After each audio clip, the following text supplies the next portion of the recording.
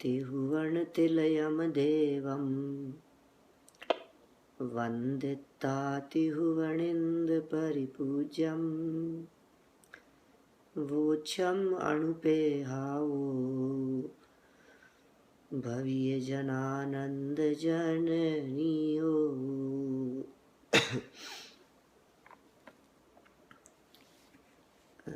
द्वादश अनुप्रेक्षाओं की हम यहाँ चर्चा कर रहे थे। द्वादश माने है 12 और अनुप्रेक्षा माने है चिंतन, और यह चिंतन है ज्ञानी धर्मात्मा पुरुष का। इसका मतलब जिस चिंतन की हम यहाँ बात कर रहे हैं यह ज्ञानियों का चिंतन है। तो कोई व्यक्ति ये कहे कि यदि ये ज्ञानियों का चिंतन है तो हम लोग क्यों करें? कहते हैं ज्ञानी होने के लिए करो। हमने 2 बातें कही थी ना, ये वैराग्य उत्पादक है और तत्व परक चिंतन भी इसमें शामिल है। इसका मतलब इन 12 भावनाओं के चिंतन से वैराग्य भी उत्पन्न होता है और तत्व की बात भी सामने आती है। श्रावकों को अपने जीवन में वैराग्य उत्पन्न करने के लिए ये 12 भावनाएं भाना चाहिए, और त्यागियों को, व्रतियों को, मुनिराजों को अपने जीवन में उस वैराग्य की स्थिरता के लिए ये भावना भाना चाहिए। हम 6 भावनाओं तक की चर्चा कल तक यहाँ कर चुके हैं। वे 6 भावनाएं वैराग्य उत्पादक थी। अब यहाँ आगे की 6 भावनाओं से ट्रैक बदल रहा है, चिंतन बदल रहा है। प्रारंभिक 6 भावनाएं तो बाहरी भावनाएं थी, उनमें बाहर की बातें की गई थी। यहाँ आगे की भावनाओं में आंतरिक बातें कही गई है। इसका मतलब बाहर से अंदर की तरफ बढ़ता हुआ यह चिंतन है। आपको ध्यान होगा ही कि जिन 6 भावनाओं की हमने चर्चा की है वह एक व्यवस्थित क्रम से आगे बढ़ रहे थे। अब ऐसा लगता है कि जब ये ट्रैक बदल रहा है तब भी क्या यही व्यवस्थित क्रम मेंटेन रहेगा? कि हाँ, बिल्कुल रहेगा। तो 6वीं भावना के बाद 7वीं भावना कैसे आ गई? पिछली 6 के तर्क, 6 प्रश्न शिष्य के और इन 6 के समाधान में प्रकट हुई ये भावनाएं, ये सब प्रश्न और प्रश्नों के जवाब में उत्पन्न हुई भावनाओं के नाम, ये हम सभी के उपयोग में, स्मरण में रहने चाहिए। ऐसी हमारी भावना है। क्योंकि 12 भावनाओं के ऊपर व्याख्यान करके, व्याख्यान सुन के भी यदि हमें 12 भावनाओं के नाम याद नहीं हुए और उन 12 भावनाओं का प्रतिपाद्य नहीं ख्याल में आया तो फिर 12 भावनाओं पर चर्चा करने की कोई सार्थकता नहीं रहती है। इसका मतलब दुनिया की किसी भी 12 भावना को उठा करके देखिए। हम तो आपके सामने सिर्फ यह बात कर रहे हैं कि ये 12 भावनाएं वैराग्यमयी चिंतन को प्रस्तुत करती है। ये 12 भावनाएं ऐसा चिंतन हमारे सामने प्रस्तुत करती हैं जो एक व्यवस्थित चिंतन है। माने दुनिया की सब भावनाओं में अनित्यता का ही वर्णन होगा सबसे पहले नंबर पर। दुनिया की प्रत्येक भावना में किसी की भी विद्वान के द्वारा लिखी गई 12 भावना हो, उसमें सेकंड नंबर पर आचरण की ही चर्चा होगी। बस ये मूल बातें अपने ख्याल में आ जाएं, फिर किसी की भी 12 भावना उठा करके देख लेना आप। वैसे दौलत राम जी की 6 डाला में जो 12 भावनाएं हैं 5वीं ढाल में, वो भी बहुत मार्मिक हैं और उन भावनाओं से भी इस व्यवस्थित क्रम की सिद्धि होती है। वैसे इन 12 भावनाओं का चिंतन भी ये कोई एक एक दिन में एक एक भावना का चिंतन करना ऐसा नहीं है। जब बैठ करके चिंतन करना प्रारंभ किया तो फिर वो चिंतन चलता ही रहता है। अभी हमने चिंतन करना चालू किया तो सबसे पहले क्या सोचता है व्यक्ति? व्यक्ति ये सोचता है, यार जीवन बहुत हो गया, बहुत कमा लिया अपन ने, घर बार महल मकान सब बना लिए, जिंदगी के 40 साल अपन ने निकाल दिए कमाने धमाने में, अब थोड़ा सा अपने को धर्म करना चाहिए। बस इतना मैं सोचता हूँ कि ये जो मैंने कमाया है बस ये बना रहे इतना का इतना। यह व्यक्ति ऐसा सोचता है कि एक बार कमा करके बस मकान खड़ा कर दें, बिजनेस खड़ा कर दें, कोई एफडीज वगैरह बना लें, तो एक फिक्स हो जाए अपने पास में परमानेंट इनकम का जरिया, और फिर उसके बाद में फिर होता रहेगा, फिर चलता रहेगा, अपने आप होता रहेगा फिर काम। तो सबसे पहले उसके इस चिंतन पर चोट मारी और अनित्यता की बात कही। खूब समझाया इसको अनित्य भावना के माध्यम से। बोले सबसे पहले नंबर पर तुम चिंतन ही यही करो कि टिकता नहीं है, बचता नहीं है, बचाया नहीं जा सकता, बस बचता ही नहीं है, स्वरूप है नष्ट होना। फिर दूसरे नंबर पर बात कही, बचा लूंगा। बोलो बचा लेंगे आप? कि हाँ बचा लूंगा साहब, मैं कोशिश करूंगा साहब, डॉक्टरों की शरण में जाऊंगा, इसके उसकी शरण में जाऊंगा, उनके पास जाऊंगा, वकील की शरण में जाऊंगा, पुलिस की शरण में जाऊंगा, कानून की शरण में जाऊंगा, पता नहीं क्या क्या बचा लूंगा। फिर कहा जैसा अनित्य वस्तु का स्वरूप है वैसे ही अशरण भी वस्तु का स्वरूप है। माने बचा कोशिश करने पे भी नहीं बचता, साक्षात देवता उतर करके आ जाए तो भी वे बचाने में समर्थ नहीं हो सकते। फिर तीसरी बात कही कि ऐसा है तो चलो कोई बात नहीं, जब तक है तब तक तो सुख भोग लेता हूं, जब तक है तब तक तो मजे कर लेता हूं, जब तक है तब तक तो प्रसन्न चित्त से रहो। तो फिर आचार्यों को तीसरी संसार भावना लिखनी पड़ी। भैया सुख नहीं है, कहाँ किस धोखे में बैठा है, किस भ्रम में बैठा है, सुख मान लेना चाहिए। इससे पता है क्या होगा, कर्म बंधेंगे तुझे भोगना पड़ेगा। इसने कहा मैं उसकी भी परवाह नहीं करता, सब मिल बांट के भोग लेंगे। तो चौथी भावना लिखनी पड़ी जिसका नाम था एकत्व भावना। अकेले अकेले भोगना पड़ता है।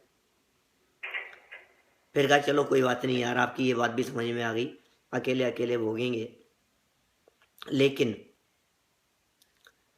है तो मेरे कम से कम, कोई साथ नहीं देता, पत्नी पुत्रादिक साथ नहीं देते, कोई बात नहीं, है तो हमारी ही ना।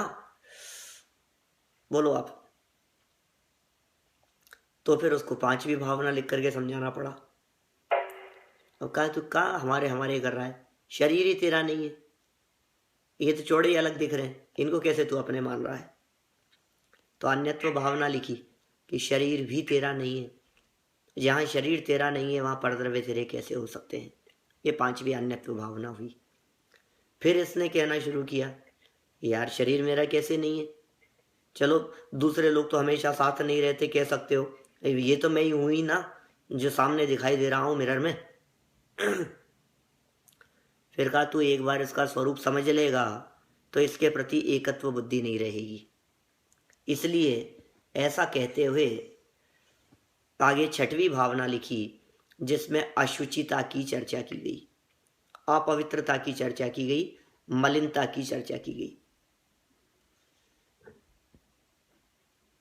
दुनिया में सर्वाधिक घृणास्पद मलिन यदि कोई वस्तु है तो वो देह है, शरीर है। शरीर के अतिरिक्त यह शरीर से के भीतर जो पदार्थ हैं वैसे घृणा करने वाला दुनिया में कोई पदार्थ नहीं है। ये चिंतन दिया अशुचि भावना के माध्यम से, जिसके श्रृंगारों में मेरा यह महंगा जीवन घुल जाता, अत्यंत अशुचि जड़ काया से इस चेतन का कैसा नाता। ये जुगल जी बाबू जी की पंक्तियां हैं। दिन रात लगा रहता है, दिन रात लगा रहता है, देह देह देह देह के पीछे, शरीर के पीछे, शरीर के पीछे। खाने पीना सोना सब कुछ तो शरीर के लिए ही हो रहा है। अपने लिए क्या हो रहा है बोलो? सारा काम सुबह उठने से लेकर के रात को सोने तक प्रत्येक कार्य इस पड़ोसी के लिए ही तो कर रहे हैं। सब कुछ शरीर के लिए हो रहा है हमारा काम।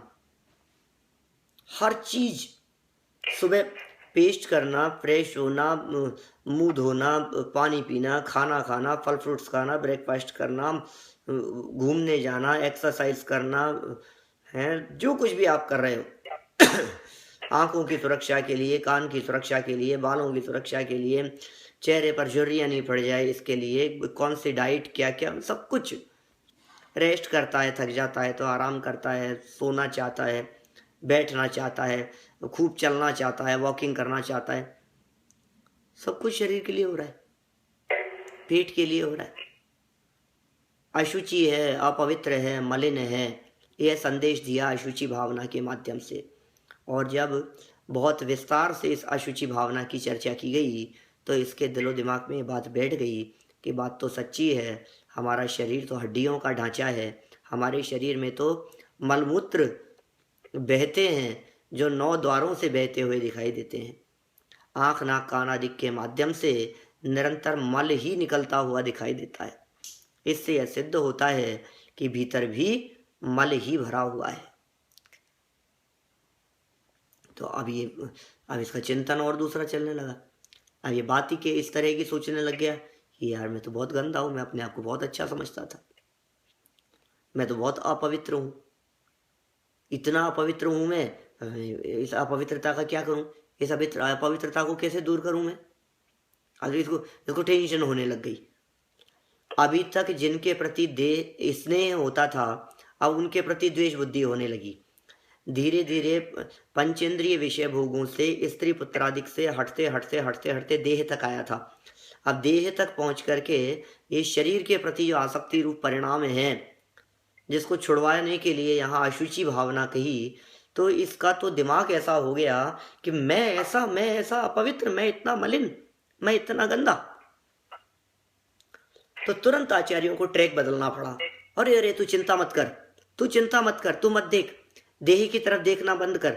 ये शरीर तेरी अशुचिता नहीं है, शरीर तेरी मलिनता नहीं है, देह की मलिनता से तू मलिन नहीं हो जाता, तेरी मलिनता तो कुछ और दूसरे प्रकार की है। तो शिष्य ने प्रश्न किया, वो क्या है? तो कहा आश्रव। ये 7 नंबर, ये ट्रैक बदल गया, ये बाहर से अंदर की तरफ आ गए। तुरंत शरीर से दृष्टि हटी और भीतर चले। मलिनता देख रहा था ना, तो शरीर की मलिनता से अपने आप को मलिन मान रहा था ना तो ऐसा समझ रहा था ना कि मैं गंदा हूं, अपवित्र हूं। तो कहा, अरे भैया, ये देह की अपवित्रता इतनी अपवित्रता नहीं है जो तुझे पूर्ण ज्ञान, पूर्ण सुख, पूर्ण वितरागी होने से रोक सके। तुझे भगवान बनने से रोकने वाली नहीं है ये देह की अपवित्रता। लेकिन तेरी जो वास्तविक अपवित्रता है, जो आंतरिक अपवित्रता है, यदि वो थोड़ी बहुत भी बनी रहेगी तो तू भगवान बनने का मार्ग भी शुरू नहीं कर पाएगा। भगवान बनना तो बहुत दूर की बात है। ख्याल में आती है कुछ बात? क्या कह रहे हैं? शरीर की अशुचिता बनी रहे, हड्डी खून मांस ज्यों के त्यों बने रहे शरीर में, फिर भी ये जीव राग आदि का अभाव करके पूर्ण वितरागी होकर के भगवान बन सकता है, 3 लोक का नाथ हो सकता है, अनंत सुखी हो सकता है। शरीर ज्यों का त्यों बना रहेगा और शरीर की भीतरी मलिनता भी ज्यों की त्यों बनी रहेगी, उसके बावजूद भी आप 3 लोक के नाथ हो जाएंगे, परमात्मा बन जाएंगे। इसका मतलब मुझे भगवान बनने के लिए, मुझे अनंत सुखी होने के लिए यह शरीर रंच मात्र भी बाधक नहीं है, ये शरीर रोकता ही नहीं है मुझे। तो क्या बाधक है? तो बाधक है राग। राग बाधक है। बोलो, राग यदि रंच मात्र भी बना होगा तो भगवान नहीं हो सकता। इसका मतलब भगवान होने के लिए, 3 लोक का नाथ होने के लिए क्या मिटाना है? शरीर साफ करना है, हड्डी खून मांस हटाने हैं? नहीं। अरे देह बदलते ही तो अपने आप हो जाता है, इसमें क्या दम है? वैक्री एक शरीर मिल जाएगा तुझे, यहां से मर करके देव गति में चला गया, स्वर्ग आदि की प्राप्ति हो गई, तो तुझे जो शरीर मिलेगा वो वैक्री एक शरीर होगा, हड्डी खून मांस के बिना होगा वो शरीर बोल। दुखी हो जाएगा क्या उससे?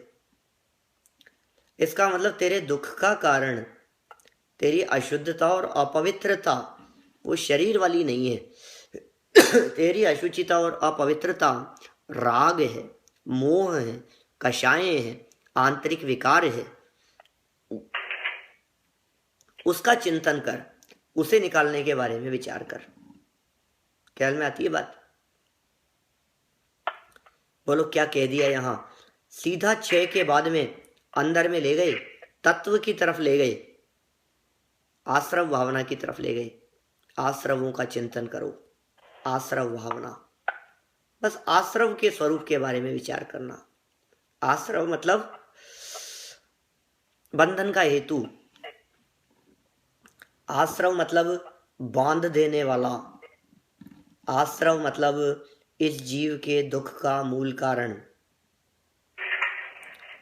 छेड़ाला में तो कहते हैं आश्रव दुख कार घनेरे, बुद्धिवंत तिन्हे निर्वेरे। ये आश्रव अत्यंत दुखकारी हैं और घनेरे, घने शब्द का प्रयोग और कर दिया।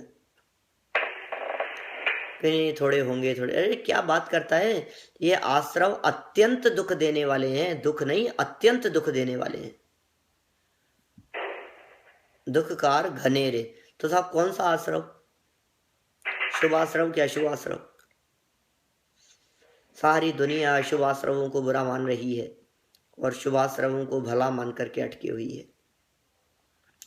ये वीतरागी संत वीतरागी हैं, अशुभ राग तो इनका गया ही है, शुभ राग का अस्तित्व भी जिनके जीवन में नहीं बचा है। बोलो, शुभ राग भी नहीं है जिनके जीवन में, क्योंकि शुभ राग जिनके जीवन में होगा तो वीतराग तो नहीं हुआ ना, राग तो बना ही रहा ना। यह राग आग दहे सदा, इस राग को आग कहा गया है। यह राग बेचैनी उत्पन्न करने वाला है, तड़प उत्पन्न करने वाला है। ये राग आकुलता का जन्मदाता है। कषाएं आकुलता उत्पन्न करने वाली है, शुभ हो चाहे अशुभ हो, दोनों ही प्रकार की। सीमंदर भगवान पूजन में फल के छंद में कहते हैं, शुभ अशुभ वृत्ति एकांत दुख, अत्यंत मलिन संयोगी है, अज्ञान विधाता है इनका, निश्चित चैतन्य विरोधी है। कांटों सी पैदा हो जाती चैतन्य सदन के आंगन में, चंचल छाया की माया सी, घटती क्षण में बढ़ती क्षण में। क्या है स्वरूप? बोलो। हे जिनेंद्र देव, ये शुभ और अशुभ की वृत्तियां एकांत दुख है, मलिन है, संयोगी है। शुभ और अशुभ दोनों ही। अशुभ भाव तो दुख के जन्मदाता है ही, शुभ भाव भी पराश्रित हैं, परावलंबी हैं। हिंसा, झूठ, चोरी आदि के परिणाम यदि तेरे को दुख देने वाले हैं तो जिनेंद्र देव की भक्ति पूजन आदि के परिणाम भी कोई सच्चे सुख को उत्पन्न करने में समर्थ नहीं है। अब ये बात कैसे समझ में आए? बोलो, ये चिंतन आश्रव भावना के माध्यम से यहां प्रस्तुत करना चाहते हैं। इसका नाम आश्रव भावना का वास्तविक चिंतन है। आश्रव क्या है? आश्रव अधिकार उठा करके देखिए तत्वार सूत्र का। तत्वार सूत्र का आश्रव अध्याय में गजब कर दिया उमा स्वामी ने। वहां वो 6वें अध्याय में और 7वें अध्याय में दोनों में आश्रव का वर्णन करते हैं। अणुव्रतों की चर्चा की है, महाव्रतों की चर्चा की है, आश्रव आश्रव कह करके। आश्रव को अच्छा मानते हैं कि नहीं, आप पहले ये नक्की करो। शुभ और अशुभ छोड़ो, अभी शुभ और अशुभ की बात मत करो। मैं उन सामान्य लोगों से बात करना चाहता हूं जो ये कह रहे हैं कि अशुभ आश्रव बुरा है और शुभ आश्रव भला है। मैं उनसे पूछता हूं, अभी बंटवारा मत करो, मुझे ये बतलाओ 7 तत्वों में आश्रव तत्व को क्या मानते हो आप? बोलो, व्हाट्स योर ओपिनियन? क्या मानना है? 7 तत्व में आश्रव तत्व है ना, दुख देने वाला, बस दुख देने वाला है, बंद करने वाला है, दुखकारी है। सात तत्वों में से हे है वो तत्व, आश्रव हे है ना, या सातों ही तत्वों को आप उपादेय कहेंगे? मोक्ष तो उपादेय है ही साहब, संवर निर्जरा भी एक देश उपादेय है, आश्रव बंद को भी आधा आधा उपादेय मान लो, थोड़ा थोड़ा उपादेय मान लो, तो फिर हे बचा क्या, ये तो बताओ। फिर जीव तो है ही, एक अजीव बच गया बेचारा, उसने क्या बिगाड़ा है आपका? सारे उपयोगी हो जाएंगे फिर तो। दुनिया के किसी भी समझदार व्यक्ति से पूछना, तो आश्रव के सात तत्वों के संदर्भ में जो भी थोड़ा बहुत कुछ जानता होगा, पढ़ा लिखा होगा, वह आश्रव शब्द सुनते ये कहेगा आश्रव तो बुरे होते हैं, आश्रव अच्छा नहीं होता, आश्रव ठीक नहीं है। बस फिर हमारा नेक्स्ट क्वेश्चन उससे, नेक्स्ट क्वेश्चन क्या, यदि आश्रव बुरा है तो फिर बंटवारा क्यों करते हो उसमें? हमने कहा जहर बुरा है, तो फिर जहर में बंटवारा कैसा? जहर बुरा है ना, तो मीठा जहर या खट्टा जहर? खट्टा जहर भी बुरा है और मीठा जहर भी बुरा है, एक एक क्या पागलपन की बात है। कोई भी हो, आश्रव तो आश्रव है, दुखकारी है, घने दुख देने वाले हैं, हेय हैं, हेयत्व की कोटि में रखा गया है आश्रव को। इसलिए कोई भी परिणाम देखना, अभी मैं इसको थोड़ा सा एक्सप्लेन करके यदि मैं बात करूं इसी चिंतन को, तो आप अपने हृदय में झांक करके देखना आपको क्या क्या चीज पसंद आ रही है। आपको ये पसंद आ रहा है कि नहीं कि यार 10 लक्षण पर्व चल रहे हैं, दिन में 3-3 4 टाइम स्वाध्याय सुन रहे हैं, 5 टाइम स्वाध्याय सुन रहे हैं, हमारा तो 6-7-8 घंटा इसी में जा रहा है, बहुत अच्छा है भाई, बहुत अच्छा है भाई। अब ये क्या अच्छा है बताओ मेरे को? ये आश्रव अच्छा नहीं है? क्या मान रहे हैं अपन? स्वाध्याय कर रहे हैं, मंद कषाय है, बहुत अच्छा। एक चींटी थी और पानी का गिलास डाला हमने, तो एक पानी का गिलास ढोलने पर वो चींटी थोड़ी सी पानी में आ गई, ओहो, हमारा तो हृदय बहुत करुणा से भर गया, और बैठ गए हम, और बैठ करके उसे अपने अंगुली से 2 मिनट लगा करके हमने उस चींटी को निकाला, और जिंदा बच गई वो चींटी और चलने लगी, और दूसरी तरफ उतार दिया हमने उस चींटी को। अपने आप को ऐसा समझते हैं जैसे हम लोग भगवान हो गए हों, बहुत बड़ा काम कर दिया आज तो मैंने, चींटी को बचा लिया, एक तितली को बचा लिया, एक चूहे को बचा लिया, बिल्ली झपट्टा मार रही थी, मैं बचा लिया उसको, बस मैं नहीं होता तो बस समझ लो आप मार ही देती वो, तो बहुत बड़ा काम हो गया। अरे शुभ भाव है, पुण्य भाव है, पुण्य भाव भी बहुत हीन स्तर का है, आश्रव है ये, इसमें सेटिस्फेक्शन क्यों होता है, इसमें संतुष्टि क्यों लगती है हमारे को? बस चोट हमारी उस संतुष्टि के ऊपर मारनी है। मैं इनको बंद करने के लिए नहीं कहता हूं, जो आप कर रहे हैं सो सब करते रहें, लेकिन जो करते हुए जो एक संतुष्टि का परिणाम है वो बहुत बड़ा घातक परिणाम है, आत्महत्या है, अनंत बार किया है। मैं तो कई बार यहां तक कह देता हूं कि यह सब पंच परावर्तनों में भाव परावर्तन का एक पार्ट मात्र है। बोलो क्या कहना है आपको? भाव ही तो बदले है ना। मिथ्या दृष्टि के योग्य ऐसे कौन से भाव हैं जो आज तक पिछले अनादि काल में अनंत बार हमने ना किए हों? मिथ्या दृष्टि के योग्य भाव, सभी प्रकार के भाव तो कर चुके हैं हम, कौन सा नया भाव कर रहे हैं? आप सोच रहे हैं मनुष्य जन्म मिल गया साहब, ये तत्व ज्ञान मिल गया, गुरुदेव का तत्व ज्ञान मिल गया, गुरुदेव श्री मिल गए हमारे को, वीतरागी तत्व ज्ञान की बात करते हैं। क्या गजब बातें गुरुदेव ने खोल खोल करके बतलाई है, जय हो गुरुदेव की जय हो। अरे गुरुदेव की जय हो, तेरा भला हुआ कि नहीं? गुरुदेव ने जिस तत्व का अनुभव किया उस तत्व का अनुभव किया कि नहीं, उस तत्व का अवलंबन लिया कि नहीं, उसकी अनुभूति हुई या नहीं? ये सब वो तो नहीं हुई, लेकिन फिर भी बहुत कमाल हो गया साहब, बहुत मजा आ गया मेरे को। तो ये विषय समझ में नहीं आता तो समझ में आने लग गया। पंडित जी सही कह रहा हूँ मैं, तत्वार सूत्र मेरे को समझ में नहीं आता था, आपने समझाया और समझ में आने लग गया। भक्तामर का अर्थ नहीं समझते थे, बोलते तो थे, और आज हम अर्थ समझने लग गए, मजा आ गया साहब, बहुत मजा आ गया। अरे तो कहाँ मजा मान करके बैठा है? इसका नाम आश्रव तत्व है, इसका नाम आश्रव भावना है। 12 भावनाओं में 7वीं भावना है आश्रव भावना। आश्रव भावना में ज्ञानी धर्मात्मा पुरुष कैसा चिंतन करते होंगे, सोचिए उसके बारे में। आश्रव भावना में उनका चिंतन कैसा चलता होगा? कुंद कुंद स्वामी की भावनाएं उठा करके देखो, वारसाणु वेक्का उठा करके देखो, कार्तिकेय स्वामी की अनुप्रेक्षा उठा करके देखो, जयचंद जी की, दौलत राम जी की, भूधरदास जी की, डॉक्टर भारिल साहब की, जुगल जी साहब की, किसी की भी बारे भावना उठा करके देखो, मंगत राज जी की बारे भावना उठा करके देखो। ज्ञानी लोग आश्रमों के बारे में कैसा चिंतन करते हैं, जंगल में बैठे हुए, वनखंड में बैठे बैठे हुए वे ज्ञानी धर्मात्मा पुरुष कैसा चिंतन करते होंगे आश्रम के बारे में, क्योंकि चिंतन तो करना है आश्रम के बारे में, बारे भावनाओं का चिंतन तो करेंगे, तो आश्रम के बारे में कैसा चिंतन होगा।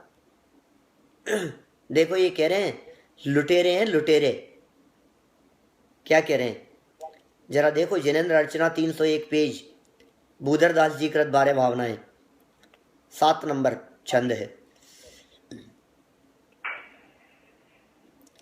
मोह नींद के जोर जगवासी घूमे सदा, कर्म चोर चहूं और सर्वस लूटे सुध नहीं। किसकी बात कर रहे हैं ये, मोह नींद के जोर, जोर था किस चीज का, नींद का जोर था, बेचेत दशा थी, गहल में था, निद्रा में था। कौन सी निद्रा में, मोह रूपी निद्रा में घूम रहे हैं सारे के सारे जगवासी, संसार में रहने वाले लोग, हम आप सरीके सभी लोग इस मोह की निद्रा में, हम आप सभी जगत के लोग घूम रहे हैं, नींदों में हैं और फिर भी घूम रहे हैं। इल्जाम नींद में कैसे चलेगा, अरे हमारे यहाँ एक ऐसी निद्रा कही है, स्त्यान गृद्धि नाम का है उसका, 5 प्रकार की निद्राओं में एक निद्रा है। वो निद्रा ऐसी है कि जिस निद्रा में ये जीव चलते फिरते काम करता रहता है, इसको लगता ही नहीं है कि मैं सो रहा हूँ, और उसी प्रकार सारे काम करता है जैसे सारे काम जागते हुए करता है। जगवासी घूमे सदा और है नींद में, तो होता क्या है, कर्म रूपी चोर, कर्म चोर चहूं और माने सभी तरफ से, चारों तरफ से सर्वस्व लूट लेते हैं, इसको सुधी नहीं है, तुझे पता ही नहीं है। भव विकट वन में कर्म बैरी, ज्ञान धन मेरो हरियो। बोलो क्या कर लिया है, इस संसार रूपी जंगल में, विपिन में जंगल में, भयानक जंगल में, घनघोर जंगल में कर्म रूपी शत्रुओं ने, कर्म रूपी लुटेरों ने मेरे ज्ञान रूपी धन को हरण कर लिया है, चुरा लिया है, लूट लिया है मेरे को। क्या करें बोलो, कर्म रूपी चोर चारों तरफ से माने सर्वांग से, चारों तरफ से माने प्रत्येक प्रदेश प्रदेश पर उन कर्मों के बंधन है, कर्मों की सांकलें पड़ी हुई है, पड़ी मेरे सर्वात्म प्रदेश। और फिर नरक निगोदो बीच हुए सब निर्णय है सर्वेश, घटा घन विपदा की बरसी की टूटी शंपा मेरे शीश। नरक में पारद सा तन टूट, निगोदो मध्य अनंती मीच, करें क्या स्वर्ग सुखों की बात वहां की कैसी अद्भुत टेव, अंत में विलखे 6 माह कहें कैसे हम उनको देव। जुगल जी साहब कह रहे हैं, बोलो सिद्ध पूजन में, क्या चारों तरफ से सर्वांग प्रदेशों में कर्मों की जंजीर पड़ी है, बांध दिया है उसने, लूट लिया है तुझे, और तुझे कुछ होश ही नहीं है, तू समझ रहा है कि मैं बहुत अच्छा काम कर रहा हूँ, बहुत अच्छा काम कर रहा हूँ। किसने लूट लिया, सबसे ज्यादा लूटने वाले यदि कोई हैं तो वो है पुण्याश्रव, शुभ आश्रव, शुभ भाव। इससे बढ़कर लुटेरे दुनिया में कोई नहीं है। कर्म लुटेरों में सबसे खतरनाक लुटेरे हैं ये पुण्याश्रव, क्योंकि ये वेश बदल करके आए हैं, या अच्छाई का वेश पहन करके आए हैं। जो अच्छाई का वेश पहन करके आते हैं उनको पहचान पाना थोड़ा सा कठिन होता है, थोड़ा जटिल होता है। हमें लगता है काम बहुत अच्छा हो गया, बहुत अच्छा काम हो गया साहब, ये सेटिस्फेक्शन मार देगा, ये सेटिस्फेक्शन हत्या कर देगा हमारी। बोलो, जा रहा है भाई साहब, भव निकल रहा है, काल व्यतीत हो रहा है, अंदाजा नहीं है। इन शुभ भावों के अंदर ये जीवन खत्म हो रहा है। सर्वस्व, सर्वस्व माने सर्वस्व, सब कुछ लूट लेते हैं, पता भी नहीं लगता। ऐसे शातिर चोर हैं, ज्ञान चुरा लिया, वैराग्य चुरा लिया, संयम नहीं होने दिया, घर में आकर के डेरा जमा लिया। अनंतानुबंधी, अप्रत्याख्यान, प्रत्याख्यान आदि सभी ने अनंत सुख लूट लिया, हमारा सुख लूट लिया, चैन लूट लिया, प्रकट नहीं होने दिया। इसको ही लूटना कहते हैं। अनंत ज्ञान, अनंत दर्शन, अनंत सुख, अनंत वीर्य प्रकट नहीं हो पा रहा है। ये लुटेरे घूम रहे हैं, नहीं, ये प्रकट कैसे होने देंगे? ये काम नहीं होने देते, ये लुटेरे, ये चैन नहीं लेने देते। बोलो करना क्या है अब? रोज सुनना है अपने को। सब अंग पढ़े, नौ पूर्व रटे, पर उसका स्वाद नहीं जाने। अटक गए बस, क्या नहीं पढ़ा होगा। सोचता हूँ कई बार, द्वादशांग में से जब मिथ्यात्व अवस्था में 11 अंग 9 पूर्व का पाठी तक हो गया, तो उस 11 अंग 9 पूर्व में क्या क्या बच गया होगा? बोलिए, लगता है कुछ आपको कुछ बच गया होगा। समय सार तो नहीं पढ़ा होगा साहब उसमें, मोमट सार तो नहीं पढ़ा होगा उसमें, नहीं नियम सार रह गया होगा। अरे सब पढ़ लिए, रट लिए तूने अतीत में, सर्वस्व लुट गया तेरा, कुछ शुद्ध नहीं है तुझे, कुछ विवेक नहीं है तुझे। फिर आगे संवर की चर्चा करेंगे। बोलो, इधर देखो जयचंद जी क्या कहते हैं। इसी के संदर्भ में जयचंद जी साहब का कैसा चिंतन है। आत्म केवल ज्ञानमय, निश्चय दृष्टि निहार, सब विभाव परिणाममय, आश्रव भाव विडार। किसको विडार के लिए कह रहे हैं? कौन से विभाव परिणामों को विडारने के लिए कह रहे हैं? बोलो कितना? सारे के सारे विभाव परिणाम मय, जितने भी हैं विभाव परिणाम, सबका नाम आश्रव है, और सबको विडार, वमन कर दे सबका, निकाल दे सबको, थूक दे सबको, नष्ट कर दे सबको। बोलो क्या कहे? निश्चय दृष्टि निहार, किसको निहारूं साहब निश्चय दृष्टि से? आत्मा को निहार, अपने आत्मा को देख, अपने आत्मा को। चैतन्य है, चैतन्य में ही मग्न हो, केवल ज्ञानमय, आनंदमय, सुखमय, ज्ञानमय, केवल ज्ञानमय, मात्र ज्ञानमय, पूर्ण ज्ञानमय। यह आत्मा कैसा है? यह आत्म केवल ज्ञानमय, निश्चय दृष्टि निहार।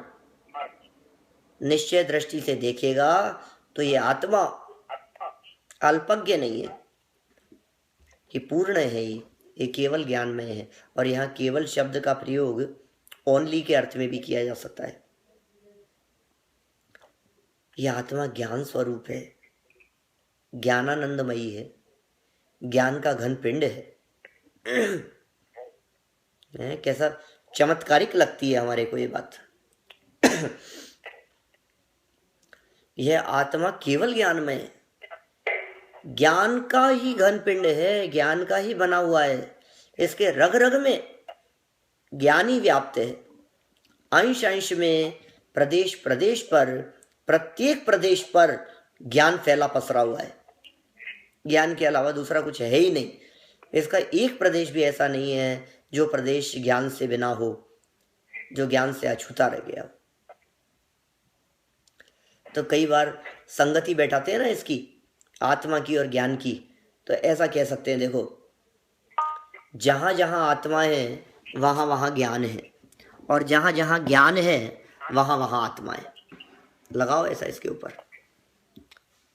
जितना आत्मा है उतना ज्ञान है, जितना ज्ञान है उतना आत्मा है। जब से आत्मा है तब से ज्ञान है। जब तक आत्मा रहेगा तब तक ज्ञान रहेगा। ज्ञान के बिना आत्मा नहीं, आत्मा के बिना ज्ञान नहीं। जितने प्रदेश आत्मा के उतने प्रदेशों में ज्ञान, जितने प्रदेश ज्ञान के वहां तक उतने प्रदेशों में आत्मा। देखो कैसा अविनाभाव संबंध है। 100% उतना ही दिखता है। ज्ञान मात्र आत्मा कह दिया इसलिए वीतरागी संतों ने। ज्ञान मात्र आत्मा, ज्ञान मात्र आत्मा, आत्मा मात्र ज्ञानमय है, सिर्फ ज्ञानमय है।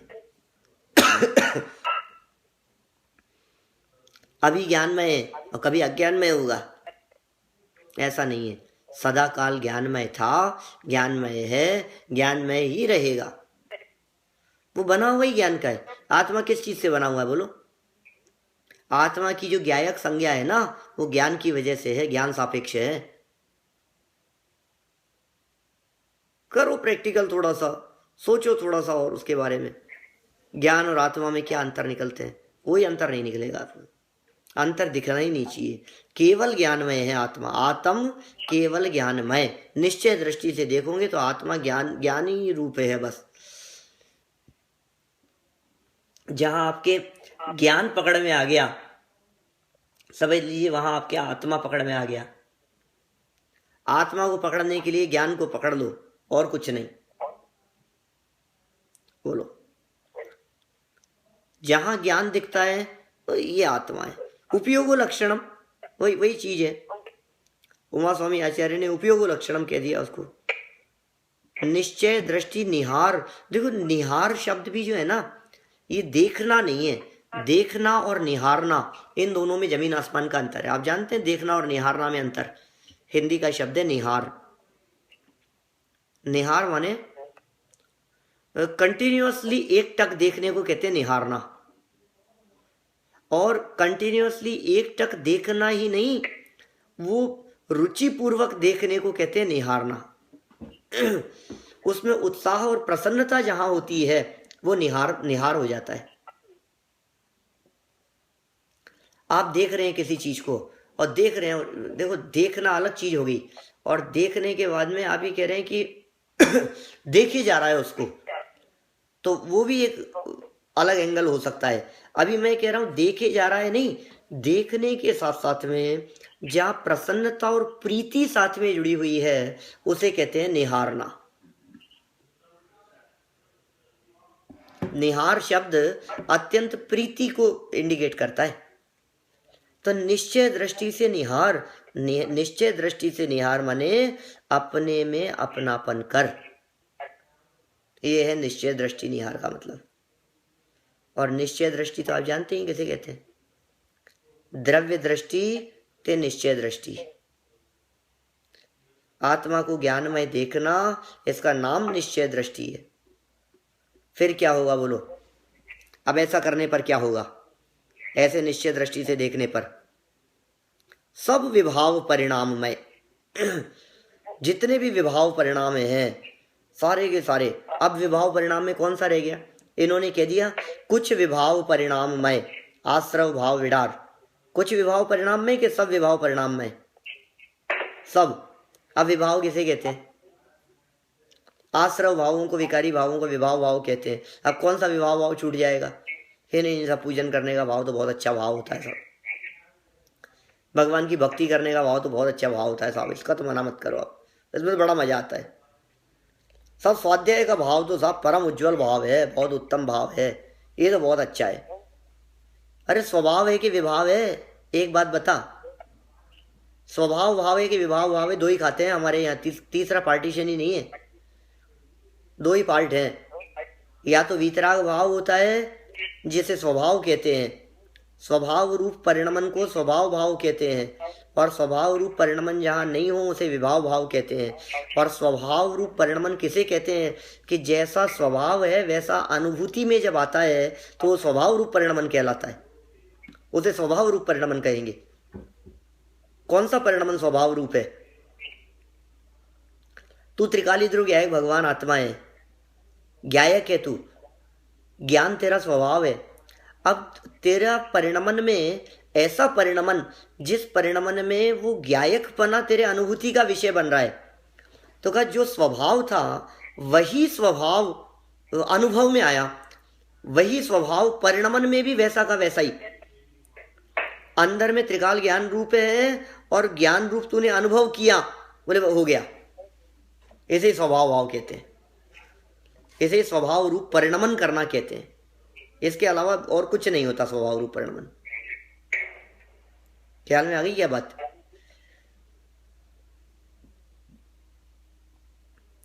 सब विभाव परिणाममय आश्रव भाव, सारे विभाव परिणाम में जितने आश्रव भाव थे सबको निकाल देने के लिए यहाँ इन्होंने निर्देश दे दिया है, कुछ भी बचना नहीं चाहिए।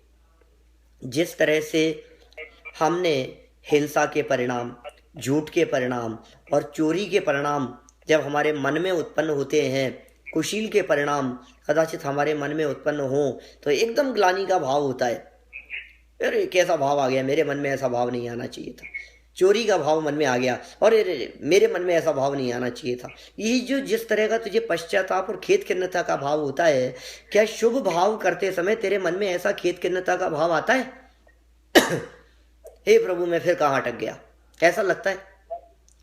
स्वाध्याय करके उठने के बाद में, वस्तु स्वरूप के विचार और चिंतन से उठने के बाद में क्या तेरे मन में ये भाव आता है क्या, अरे प्रभु आज फिर मैं यहीं अटक गया, आज फिर मैं आगे नहीं बढ़ पाया, आज फिर मेरा उपयोग अपने त्रिकाली ध्रुव में नहीं गया?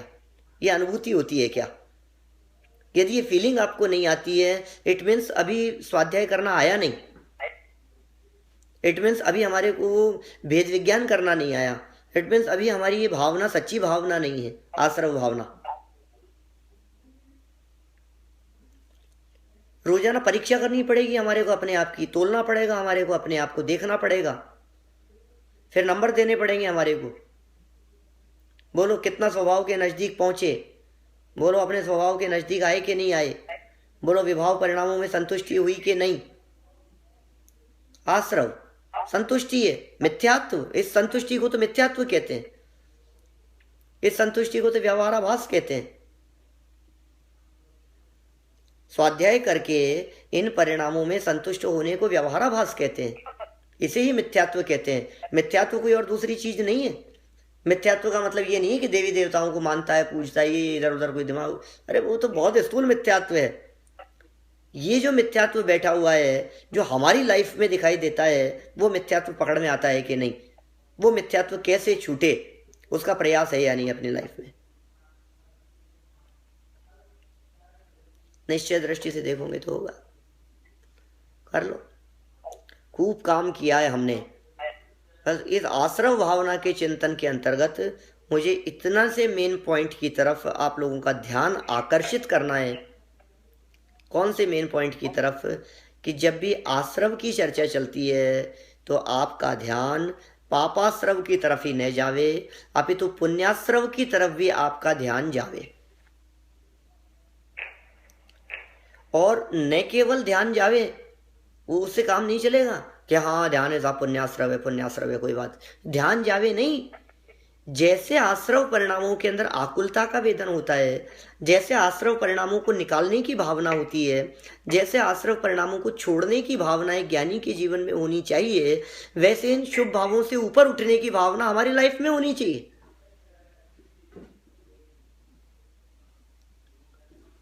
सुन लिया, बहुत सुन लिया, हो गया बहुत। अब ऊपर उठने की भावना होनी चाहिए, तब जाकर के ये आश्रव भाव के विडार की बात होगी। मैंने तो बहुत थोड़ी बात कही है अभी आपसे, क्योंकि अभी मुझे इसी प्रकरण के संदर्भ में कल और चर्चा करनी है, इसी पुण्य पाप के निकालने के संदर्भ में। जानते हैं क्यों? क्योंकि इसी से विपरीत भाव का नाम तो संवर है। कल संवर भावना की चर्चा करेंगे ना। आश्रव भाव किसका नाम? विपरीत भाव, विरोधी भाव, मलिन भाव, शुभाशुभ भाव, इनके होने का नाम था आश्रव और इनके नहीं होने का नाम था संवर। तो संवर भावना में इनके नहीं होने की बात करेंगे। अभी तो कह रहे हैं इनको निकालो। जयचंद जी साहब ने कह दिया यहाँ आत्मा तेरा आत्मा, आत्म शब्द का प्रयोग किया है। यहाँ केवल ज्ञानी की आत्मा की बात नहीं है, यहाँ मुनियों की आत्मा की बात नहीं है, यहाँ ज्ञानियों की आत्मा की बात नहीं है। जो जो आत्म है, एकेंद्रिय का आत्मा भी, विकलत्रयों का आत्मा भी, नारकियों का भी आत्मा, त्रियंच हो चाहे देव हो चाहे मनुष्य हो, सबका आत्मा केवल ज्ञानमय है, सबका आत्मा समान है। सर्व जीव छे सिद्ध सम, ये निश्चय दृष्टि, ऐसा निहार। और जब तू अपनी दृष्टि से सर्व जीव छे सिद्ध सम ऐसा निहारता है, तो सच बतलाना फिर किसके प्रति राग होगा और किसके प्रति द्वेष होगा, किसके प्रति कषाय भाव होगा, और कैसे हो सकता है वो कषाय भाव? संभव है क्या? उस कषाय भाव का नामो निशान नहीं रहेगा। कषाय भावों की उत्पत्ति ही तब है जब अपने आप को चेतन नहीं मानता, जब अपने आप को ज्ञायक भाव नहीं मानता, जब अपने आप को त्रिकाली नहीं मानता। क्षणिक मानता है अपने आप को और राग द्वेष उत्पन्न होते रहते हैं। अब बोल, राग द्वेष मिटाने का उपाय क्या है? आत्म केवल ज्ञान में निश्चय दृष्टि निहार, यही है उपाय, इसके अलावा दूसरा कोई उपाय नहीं है। तो साहब क्या होगा उससे? ऐसे निश्चय दृष्टि से निहारेंगे तब क्या होगा? आश्रव भाव निकल जाएंगे। जो दुखकारी भाव हैं, जो तेरे विरोधी तत्व हैं, आप उठा के देखो। समय सार कर्ता कर्म अधिकार, 69 नंबर की गाथा से कर्ता कर्म अधिकार शुरू होता है। 69, 70, 71, 72, इन सब गाथाओं के अंदर सब आश्रवों की धज्जियां उड़ाई है, आश्रव भावों की। आश्रम को मलिन कहा है, अशुचि कहा है, अपवित्र कहा है, परभाव कहा है, विभाव भाव कहा है, छोड़ने योग्य कहा है। इनका चेतन के साथ में संबंध बद्ध घातक संबंध कहा है। घात कर देने वाला है ये तुझे, मार देने वाला है तुझे, दुश्मन है ये हमारे। पाप भाव भी दुश्मन है और पुण्य भाव भी मित्र का वेश बना करके आए हुए दुश्मन है। जिन्होंने पहनावा मित्र जैसा पहन रखा है, जो सुंदर दिखाई दे रहे हैं, जो अच्छे और आकर्षक दिखाई दे रहे हैं, लेकिन सच में ये जुड़वा भाई हैं, ये सगे भाई हैं, अशुभ के, आश्रव के। बी केयरफुल, सावधान रहिए इनसे। जितने विभाव हैं, विभाव माने विपरीत भाव, उन सब परिणामों से युक्त, उन सब परिणाममय जो आश्रव थे, आश्रव भाव थे विडार, त्याग करो उनका। जब ये होगा तो हमारी ये जो भावनाएं हैं, आश्रव भावना भाना, सब सच्चा होगा। ये बोलने और पाठ के स्तर पर नहीं है, ये चिंतन के स्तर पर बदलनी चाहिए चीज, सोच के स्तर पर बदलनी चाहिए, प्रवृत्ति आचरण में बदलनी चाहिए। संतुष्टि घातक, इसलिए नहीं हूं इसमें संतुष्ट। मुझे तो पीड़ा होती है। मैं स्वाध्याय करके उठता हूँ, मैं खुद व्यक्तिगत स्वाध्याय करके उठो तो ऐसा लगता है कि यार तू फिर स्वाध्याय में अटक गया। पढ़ लिया ना बस, अब पढ़ करके इतिश्री हो गई, बस हो गया धर्म।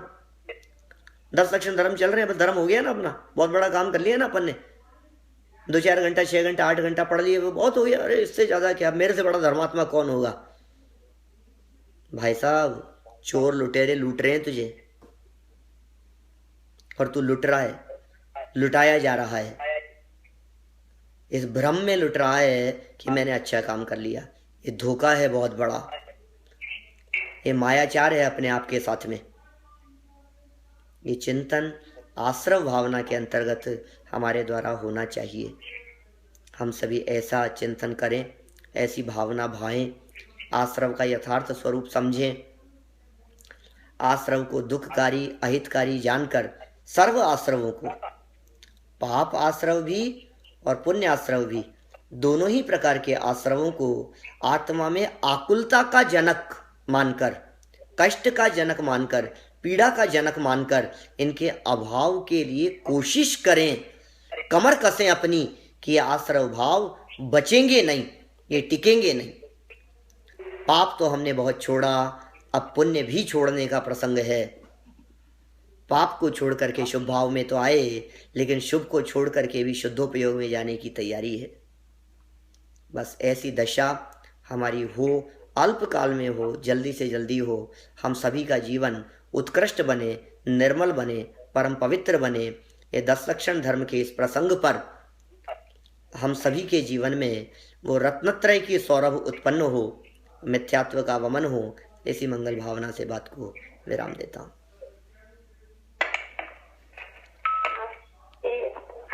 सच में हम लोगों को ये क्रम भी इतना अलौकिक है। पहले तो आप संसार के सुखों को समझाया, उसके बाद हमारा इस शरीर के साथ जो इतना लगाव है उसको बताया, और आज तो सच में जाके सुबह भाव, उसमें भी खास करके पुण्य भाव, जो बहुत ही अच्छे सुंदर कपड़े मीठे लगते हैं, उनको उनसे भी कैसे दूर होना है। उनको सिर्फ संयोगी के ही हैं, शुगर के ही हैं, संयोग से ही है मेरे पास, और पराश्रित है। ये बात आपने बहुत अच्छी समझाई, बहुत बहुत हम आभारी हैं।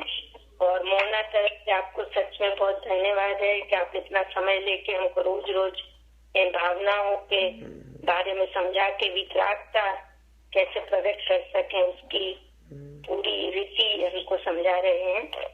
तो इसके बाद आप लेंगे जिनवाणी कि हम लोग लें? आप लोग ले लीजिए, कोई भी जिनवाणी। हाँ, तो जिनवाणी लेते हैं। हाँ, तो जिनवाणी।